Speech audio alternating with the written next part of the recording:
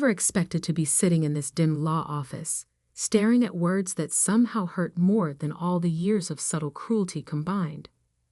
The paper trembled slightly in my hands as I read the line again. To our mistake, Sarah. Nothing. 5 simple words that confirmed what I'd always suspected but never wanted to believe. The irony wasn't lost on me. For the past 5 years, I'd been sending $5,000 every month to keep my family afloat. That's $300,000 of my hard-earned money, poured into a bottomless pit of ingratitude. And now, sitting in this leather chair that probably cost more than my first car, I was officially nothing. Miss Evans? Mr. Patterson, the family lawyer, cleared his throat. Would you like a moment? I looked up, meeting his careful gaze. He was trying to be professional, but I could see the discomfort in his eyes. He'd known my family for years, had watched this drama unfold from the sidelines. Now he was forced to be the messenger of my mother's final act of rejection. No, I said, my voice steadier than I felt. Please continue. He shuffled his papers, clearly relieved to move on. As he droned on about the distribution of assets between my father and my sister Marie, I let my mind drift back to where this all began. 5 years ago, I was just starting to find my footing in life. At 25, I had launched my own financial consulting firm. It wasn't much, just me, a laptop, and a tiny office above a Chinese restaurant in downtown Seattle. The smell of Kung Pao chicken would waft up through the floorboards every day around noon, but the rent was cheap, and I was determined to make it work. Then came the call that changed everything. Sarah. My mother's voice had been uncharacteristically fragile that evening. We need to talk about something important. I remember sitting straighter in my chair, my stomach tightening. Important in my family usually meant bad news. Your father's company, there's been a problem. She paused, and I could hear her struggling to maintain composure. The investment didn't pan out.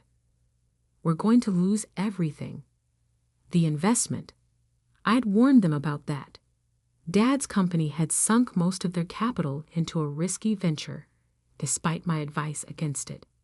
I'd spent years studying finance, had even worked at one of the top investment firms before starting my own business. But what did I know? I was just the daughter who disappointed them by not following the traditional path they'd laid out. How bad is it? I asked, already dreading the answer. We can't make the mortgage payment this month. Her voice cracked. The credit cards are maxed out. Your father, he's not handling it well. I closed my eyes, knowing what was coming next. The subtle guilt trip, the implied responsibility. I'd seen this pattern my entire life, just never on this scale. Sarah, I hate to ask, but how much do you need? The number she quoted made my heart stop. $5,000. That was almost everything I had in my business account. Money I'd been saving to expand my company, to finally move out of that cramped office with its perpetual smell of Chinese food. But they were family, and in our family, that word carried weight. It meant obligation, duty, sacrifice, especially from me. I'll transfer it right now, I heard myself say. That first transfer was supposed to be a one-time thing, just enough to help them get back on their feet. But 1 month turned into 2, then 3, then 12. Each time there was a new crisis, a new reason why they couldn't make ends meet. And each time, I opened my banking app and sent another $5,000. Meanwhile, my sister Marie flourished. She had followed the path our parents wanted, married well, had the perfect suburban life, never took any risks. She didn't have to worry about our parents' financial struggles. That burden fell squarely on my shoulders. The lake house goes to Marie. Mr. Patterson's voice cut through my memories, along with the summer cottage in Maine and your mother's jewelry collection. I felt a bitter smile tug at my lips. The lake house. I'd spent the last 2 summers paying for its maintenance, fixing the roof, updating the plumbing, all while Marie hosted elaborate parties there, playing the role of the perfect daughter. The remaining liquid assets will be divided between your father and Marie, with a 7,030 split in your father's favor. Mr. Patterson paused, glancing at me apologetically. That concludes the major points of the will. I sat there, letting the reality sink in. 5 years of support, of sacrificing my own dreams to keep them afloat, and this was my reward, to be officially labeled as the mistake in my mother's last words. My phone buzzed in my pocket. Probably another text from Dad about this month's mortgage payment. It was due in 3 days. He'd been reminding me all week, as if I might forget my familial duty. With steady hands, I pulled out my phone. Mr. Patterson was still talking. Something about signing papers, but I wasn't listening anymore. I opened my banking app, navigated to the recurring payments section, and found the one labeled Family Support. 1 tap. That's all it would take to end 5 years of financial drain. 1 tap to finally say enough. Miss Evans? Mr. Patterson's voice seemed distant. Do you have any questions about the will? I looked up from my phone, meeting his gaze. Just one, I said quietly. When does this become official? The will? It's effective immediately. I nodded, then pressed my thumb against the screen. Cancel payment. Confirm? Yes. Standing up, I smoothed down my skirt and picked up my purse. Thank you for your time, Mr. Patterson. I trust you'll inform my father and Marie of the details. He blinked, caught off guard by my calm demeanor. Yes, of course. But don't you want to discuss this with your family? Perhaps there's been some misunderstanding. No misunderstanding. I cut him off gently. The will is perfectly clear. I'm the mistake, and mistakes don't pay bills. As I walked toward the door, my phone started buzzing again.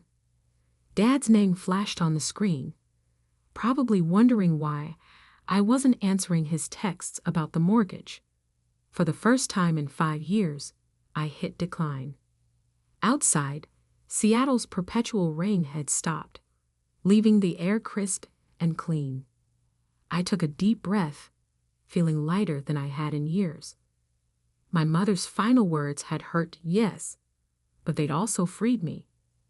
No more pretending, no more obligation, no more draining my resources to fuel their lifestyle. I had built something from nothing once before, starting with just a laptop and a dream in a tiny office above a Chinese restaurant. I could do it again, but this time without the weight of family expectations holding me back. My phone buzzed one more time. A text from Marie. Where are you? Dad's trying to reach you about the mortgage. I typed out a reply, then paused, considering my words carefully. Finally, I wrote, Tell Dad the mistake is done fixing your problems. Time to solve them yourself. Then I blocked their numbers, slipped my phone back into my pocket, and walked toward my car. It was time to start writing my own story, one where I wasn't the mistake but the masterpiece.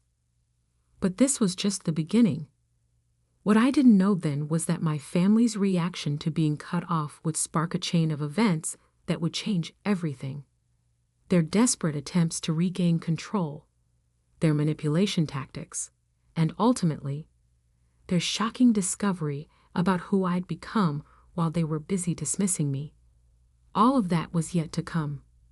For now, though, I just drove home, watching Seattle's skyline grow larger in my windshield. Tomorrow would bring new challenges, but for the first time in years, I was ready to face them on my own terms. The office above the Chinese restaurant was long gone, replaced by a modern space in a high-rise downtown. But sometimes, when I needed a reminder of how far I'd come, I'd order Kung Pao chicken and smile, remembering the girl who started with nothing but determination. That girl wasn't a mistake. She was a force of nature. And now, finally, she was free. The first sign that my family had discovered the canceled payments came 3 days later. I was in my office, reviewing a potential acquisition deal, when my assistant Oliver buzzed in. "Miss Evans? Your father is in the lobby. He's quite insistent about seeing you." I glanced at my computer screen. Exactly 72 hours since the mortgage payment was due. Right on schedule. How insistent? I asked, already knowing the answer. "He's threatening to call security if they don't let him up." Should I? "No," I cut in, saving my work. "I'll handle this. Send him to conference room P and make sure recording is on." 5 years of managing my family's finances had taught me one thing: always keep records. Something told me I'd need them soon. The conference room was all glass and chrome, with views of Seattle's skyline that usually impressed clients. My father stood at the window, his reflection showing a face I barely recognized. Gone was the confident businessman who dismissed my career choices. In his place stood someone desperate, angry, and dangerous. "The mortgage payment bounced," he said without turning around. "Yes. Your mother just died, Sarah." He finally faced me, using the guilt card he'd played so many times before. "Is this really how you want to honor her memory?" I sat down at the conference table, gesturing for him to do the same. He remained standing. "Mom made her feelings clear in the will," I said calmly. "To quote exactly, 'To our mistakes, Sarah.' Nothing. That was just."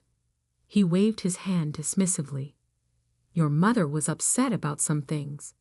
You know how she got. But this isn't about that. This is about family."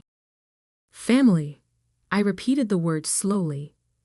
"Like how you and Marie got everything while I got labeled a mistake." His face darkened. "You're being childish. We need that money. The mortgage is no longer my problem." I stood up, matching his stance. "I've sent you $300,000 over the past 5 years. Money that could have grown my business, bought my own house, built my future. Instead, it went into a black hole of ingratitude." "Ingratitude?" His voice rose sharply. "We gave you everything: an education, opportunities." "That I paid for myself." I cut in. "Full scholarship to college. Worked 3 jobs to cover expenses. The only thing you gave me was the constant reminder that I wasn't good enough." He slammed his hand on the table. The sound echoed through the room, but I didn't flinch. "You ungrateful little." He caught himself, visibly trying to regain control. "Fine. How much?" "Excuse me. How much to make this right? You want a share of the inheritance? Name your price." I laughed, and the sound seemed to startle him more than anger would have. "You still don't get it, do you? This isn't about money. This is about respect, about recognition. Things you and Mom never thought I deserved." "What do you want then?" His voice had turned calculating. I recognized that tone. It was the same one he used in business negotiations. "Nothing," I said simply. "I want nothing from you. No money, no relationship, no family obligations. I'm done." His face went through a series of emotions: shock, anger, and finally, the one I'd been waiting for: fear. "You can't do this," he whispered. "The house? Everything. We'll lose it all. Probably, I agreed. Unless Marie steps up. She got the inheritance after all. I'm sure she'll be happy to help. The mention of Marie seemed to trigger something. He pulled out his phone, fingers shaking slightly as he dialed. I could hear it ringing on speaker. Daddy? Marie's voice filled the room. Did you talk to her? Did you fix it? Marie, he said, eyes locked on me. Your sister is being difficult. Perhaps if you spoke to her. Put her on. I shook my head, already heading for the door. Goodbye, Dad. Good luck with the mortgage. His voice stopped me at the threshold. I'll tell everyone, he threatened. All your business contacts, your clients. They'll know what kind of person you really are, abandoning your family like this.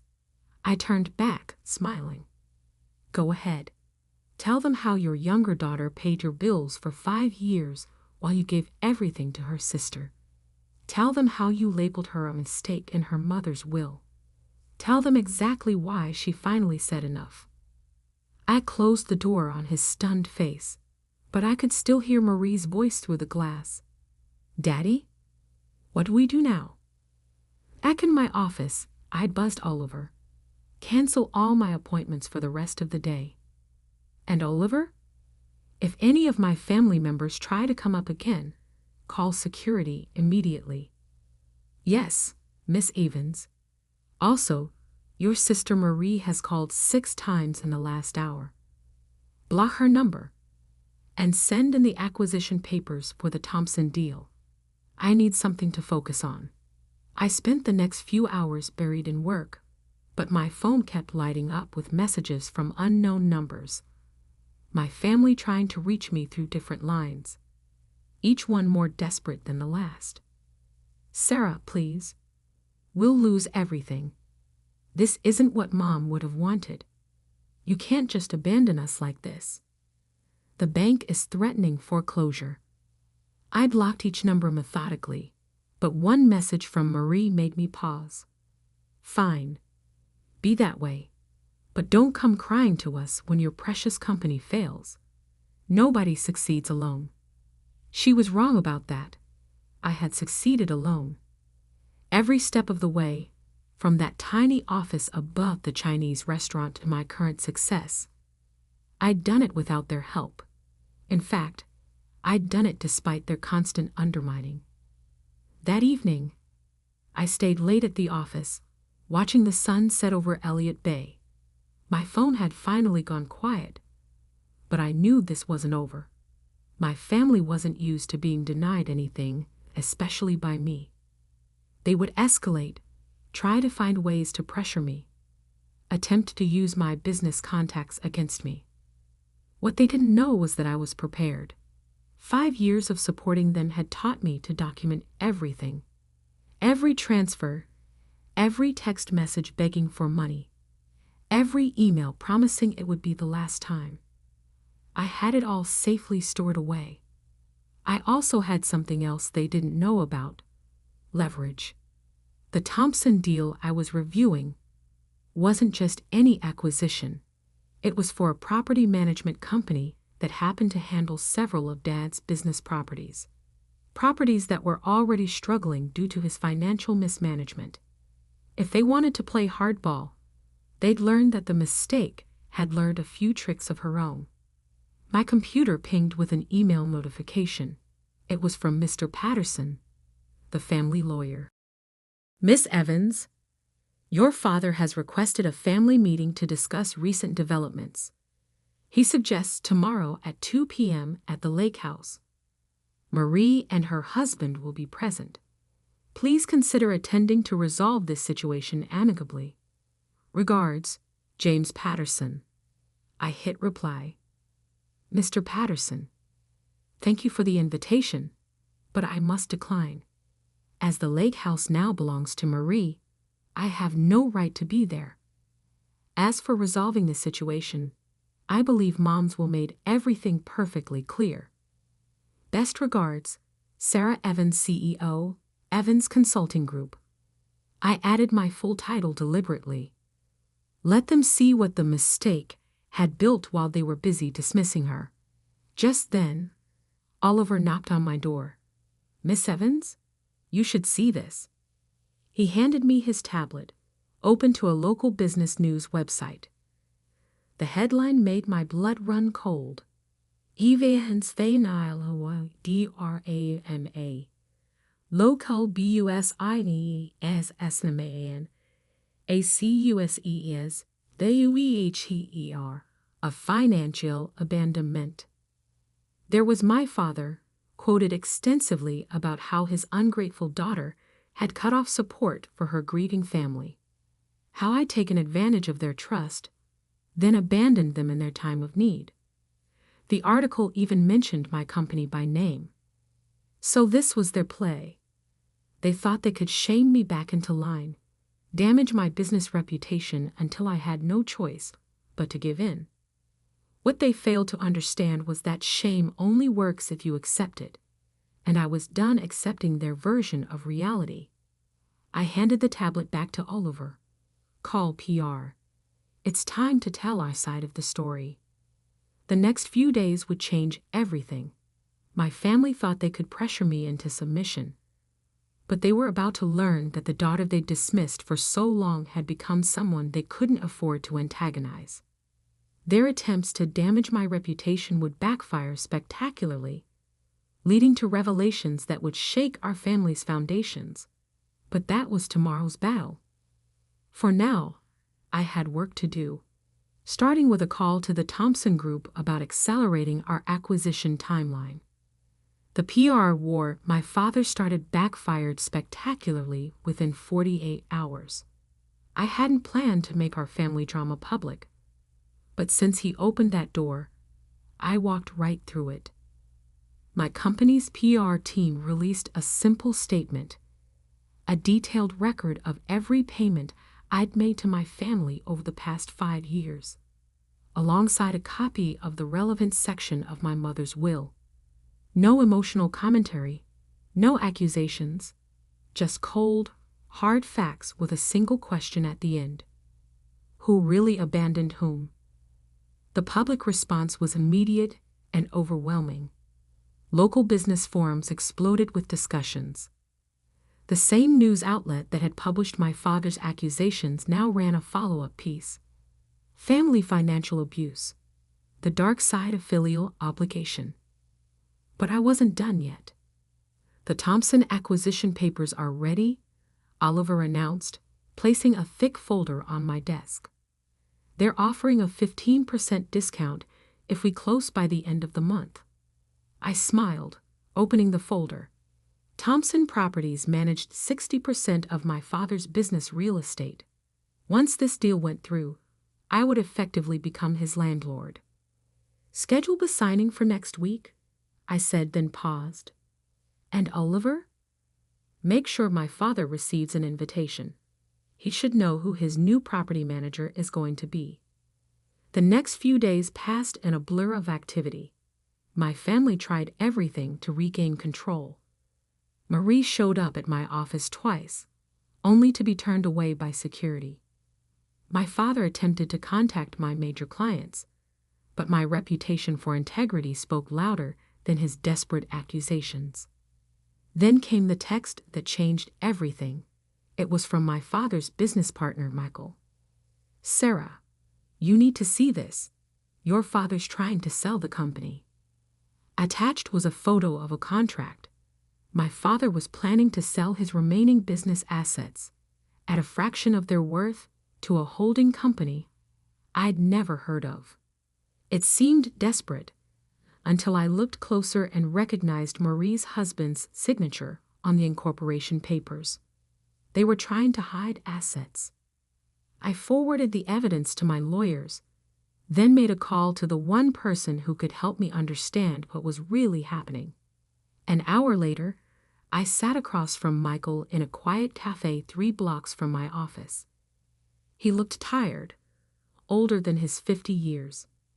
"It's worse than we thought," he said, sliding a USB drive across the table. "Your father, He's been moving money around for years. The investment that supposedly failed, it didn't.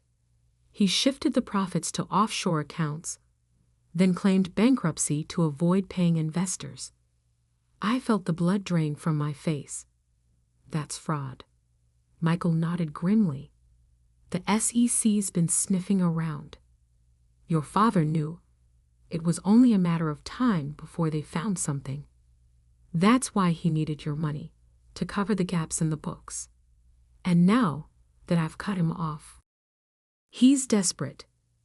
The sale to Marie's shell company is his last attempt to hide whatever's left before everything crashes down. I stared at the USB drive, feeling the weight of its contents. Why are you showing me this? Michael's eyes met mine. Because I was there when you were born. I watched you grow up, watched them dismiss every achievement, every success. You deserved better. I slipped the drive into my purse, my mind already racing with possibilities. Thank you, Michael. What are you going to do? I stood up, dropping enough cash on the table to cover both our coffees. I'm going to make sure they can't hurt anyone else. Back at my office, I reviewed the documents Michael had provided. The evidence was damning. Years of systematic fraud, all carefully documented. My father hadn't just been stealing from investors. He'd been stealing from his own company, his employees' pension fund, even his partners. I made 2 calls. One to the SEC, arranging a meeting for the next morning. The second to Mr. Patterson. Miss Evans, he answered on the first ring. I was just about to call you. Let me guess, another family meeting? Yes, tomorrow at 2 p.m. Your father insists it's urgent. I checked my calendar, already knowing I was free. The lake house again? Actually, no. Your father's office. He says it's about the future of the family business. Perfect. Tell him I'll be there. The next morning, I met with SEC investigators, turning over everything Michael had provided.